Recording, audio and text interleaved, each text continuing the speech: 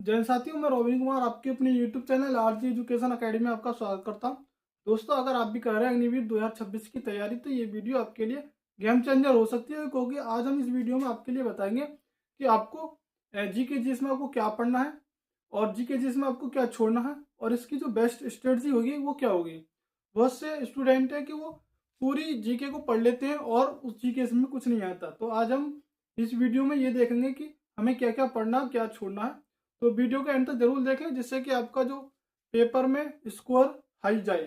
तो हम देखते हैं कि जीके जीएस में क्या पढ़ना और एग्जाम में क्या आएगा। तो हम देखते हैं पहले पार्ट 1, इनकी हिस्ट्री, इतिहास को आज हम देखते हैं कि इतिहास में हमें अग्निवीर आर्मी के ओरिएंट क्या देखना है। तो जो इतिहास है हमारा, इसमें आपको देखना सबसे पहले मॉडर्न हिस्ट्री, ये सबसे इम्पोर्टेंट भाग हो जाता है। जो हमारा इतिहास है ये मॉडर्न हिस्ट्री, इसका सबसे इम्पोर्टेंट भाग हो जाता है, क्योंकि सबसे ज्यादा जो क्वेश्चन बनते हैं वो इसी भाग से बनते हैं, मॉडर्न हिस्ट्री यानी कि आधुनिक भारत से। और इसके बाद है हमारा इंडियन नेशनल मूवमेंट, ये एक बहुत इंपॉर्टेंट टॉपिक हो जाता है हमारे आर्मी से रिलेटेड। जो इतिहास के जो क्वेश्चन पूछे जाते हैं इसके लिए ये भी इंडियन नेशनल मूवमेंट एक इम्पोर्टेंट भाग है। और उसके बाद हमारा 1857 की क्रांति, जो 1857 क्रांति है इससे भी 1 से 2 प्रश्न पूछ लेता है हर वर्ष। और नंबर 4 पे जो हमारा इतिहास से संबंधित जो मोस्ट इम्पोर्टेंट जो पॉइंट रहने वाला है वो हमारा इम्पोर्टेंट लीडर्स एंड मूवमेंट्स, यानी कि इतिहास में जो हमारे महत्वपूर्ण नेता रहे हैं वो और उनके द्वारा चलाए गए आंदोलन और नारे, इन सभी को हमें क्या करना है, फोकस करना है इतिहास में। तो ये हमारे 4-5 पॉइंट है जो हमारा मॉडर्न हिस्ट्री और इंडियन नेशनल मूवमेंट और 1857 क्रांति और इम्पोर्टेंट लीडर्स एंड मूवमेंट्स। और अगर हम बात करते हैं ancient history plus medieval history, ये इसके जो हमें क्या करना है, बेसिक लेवल। इससे हमें जो एंशियंट हिस्ट्री और मिडेवल यानी कि प्राचीन काल इतिहास और मध्यकालीन इतिहास, इसको भी हमें एकदम बेसिक तरीके से पढ़ना।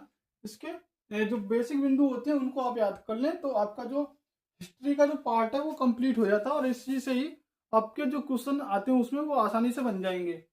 और पार्ट 2 में हम चलते हैं ज्योग्राफी यानी कि भूगोल। भूगोल से आपका क्या इंपोर्टेंट होने वाला, तो वो रहने वाला आपका इंडियन प्लस वर्ल्ड्स, भारत और विश्व दोनों का आपको भूगोल यानी कि ज्योग्राफी पढ़नी है। और साइड में नंबर 2 हमारा रिवर प्लस माउंटेन, यानी कि भारत में जो प्रवाहित होने वाली नदियां हैं उनको आपको देखना और पर्वतों को देखना है। और नंबर 3 पे हमारा स्टेट एंड कैपिटल, इनकी भारत के जो राज्य हैं वो देखने हैं और उनकी राजधानी, कैपिटल राजधानी देखनी है। और उसी तरह आपको बता दें कि जो ज्योग्राफी में जो क्वेश्चन बनते हैं वो बनते हैं हमारे मैप बेस्ड क्वेश्चन, यानी कि जो हमारे भारत का नक्शा है उसके जो पूर्व में कौन सा राज्य है, उसके पश्चिम में कौन सा राज्य है, दक्षिण में कौन सा है और उत्तर में कौन सा है, और इनकी जो सीमा है उत्तर से दक्षिण, पूर्व से पश्चिम, आपकी ये सीमाओं की लंबाई कितनी है, आपको ये भी याद रखना, क्योंकि मैप बेस्ड क्वेश्चन इसमें सबसे ज्यादा पूछे जाते हैं। और नंबर 3 पार्ट की बात करते हैं, पार्ट नंबर 3 की बात करते हैं पॉलिटी, इनकी संविधान। संविधान में अगर सबसे बात करते हैं, सबसे ये जो सबसे इम्पोर्टेंट सेक्शन हो जाता है हमारा पॉलिटी। अग्निवीर आर्मी से संबंधित ये हमारा जो पॉलिटी है इंपॉर्टेंट हो जाता है, क्योंकि पॉलिटी से ही सबसे ज्यादा क्वेश्चन पूछे जाते हैं। और वो पूछा जाता है कि भारत के संविधान की आपकी बेसिक नॉलेज होनी चाहिए। और इसमें जो आपका फंडामेंटल राइट्स यानी कि मौलिक अधिकार है वो भी आपको, उनके अनुच्छेद आपको याद होनी चाहिए। और आपको इसमें जो हमारा पॉलिटी संविधान में आपको राष्ट्रपति, प्रधानमंत्री, पीएम और संसद, इन सभी के आपको अनुच्छेद और इनके जो कार्यकाल वगैरह हैं और इनकी बेसिक नॉलेज आपको होनी चाहिए।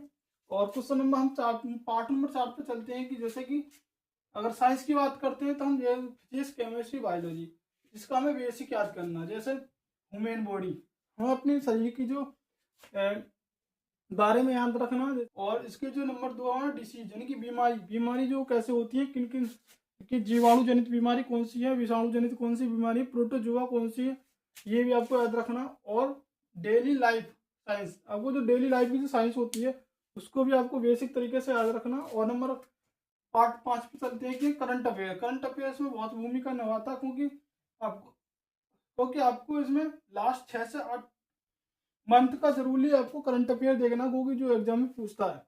जैसे कि हमारे अवार्ड्स, अवार्ड्स किसको मिले 6 से 8 महीने के अंतर्गत, किसको अवार्ड्स मिला, क्या अवार्ड्स मिला है। और स्पोर्ट्स यानी कि दूसरे सेकंड पे बात करते हैं स्पोर्ट्स।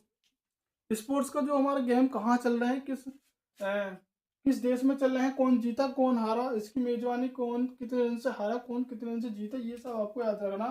ETC आपको इसमें हमारे जो भारत में बहुत सी घटनाएं घटती रहती हैं जो करंट से संबंधित जो एग्जाम में पूछे जाते हैं, उनको भी आपको याद रखना। अगर आप ये टॉपिक अच्छे तरीके से कर लेते हैं तो आपको GK GS में 80 से 90% आपका ये कवर हो जाएगा। इसी 80 से अगर इन टॉपिकों को आप ये कवर कर लेते हैं, जो GK GS का जो हमारा GK GS के जो हमारे पॉइंट से जो क्वेश्चन बनते हैं, तो आपका जो 80 से 90% यहीं से कवर हो जाएगा। तो आप जो हमारे बिंदु हैं इनको आप जरूर अपनी डेली रूटीन में लाएं और इनको बेसिक तौर से अपने तैयार करें। और अगर आपको वीडियो अच्छी लगी हो तो वीडियो को लाइक करें, चैनल पर अगर पहली बार आए तो चैनल को सब्सक्राइब करें और इस वीडियो को अपने दोस्तों के साथ ज़्यादा शेयर करें। मिलते हैं अपनी नेक्स्ट वीडियो में, जब तक के लिए जय हिंद।